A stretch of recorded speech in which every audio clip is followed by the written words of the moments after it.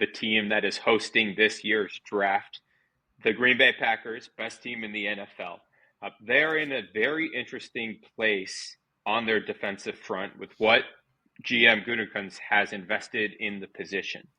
These are premium positions with which Goody loves investing in and loves putting high draft capital in. And the return on investment that he's made has certainly been below what you would expect that many high picks at the position. He had multiple opportunities this offseason being asked in interviews to throw players under the bus. And every single time he threw the defensive line coach under the bus, a guy named Jason Rebrovich, who they fired this offseason, where Goot said, we believe we have the guys in the building to have a top tier pass rush. And there were reports of players not liking him as a coach. He was kind of a motivator guy, not a technician. And when you watch the Packers defensive line play this year, Adam, like you said about Kenneth, it was just patty cake all season. It was ridiculous. High-end athletes not making any physical moves along the defensive line. You think of Rashawn Gary, Lucas Van Ness, Devonta Wyatt. These are top-tier athletes in the NFL who won the previous year on their physicality. Rashawn Gary has one of the best power-to-speed rushes in the league. This last year, he barely used it at all. Now, in this room, there are solid players. Carl Brooks, solid pick in the 6th round. Colby Wooden, solid pick in the 4th round. And again, those high picks. When you look at this room, there is no star potential in this group. Rashawn Gary, really good edge rusher, probably overpaid.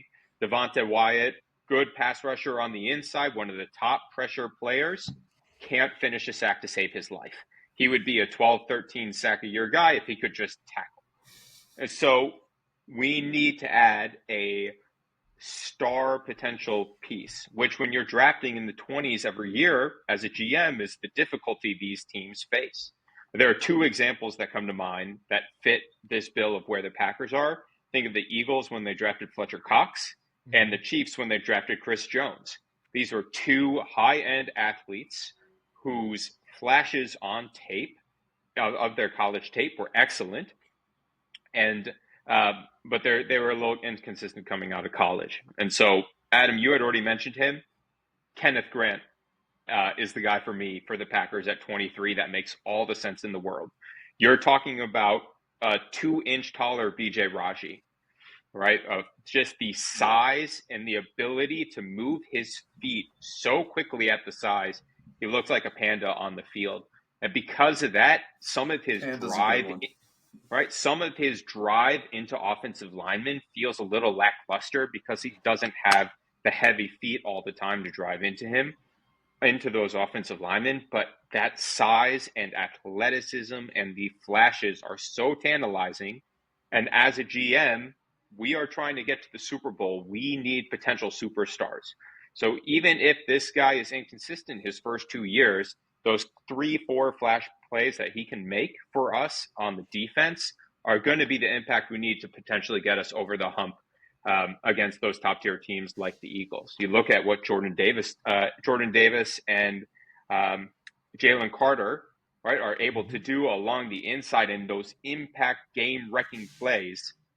That's what this team needs. That's, as a GM, what I think Goody should be targeting for the Pack.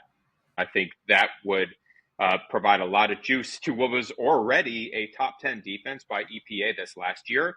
A lot of that, just like the offense, I feel was more from the skill of the coach in putting players in advantageous positions compared to the individual talent of the players, which could, push them into a top 5, top 3 defense.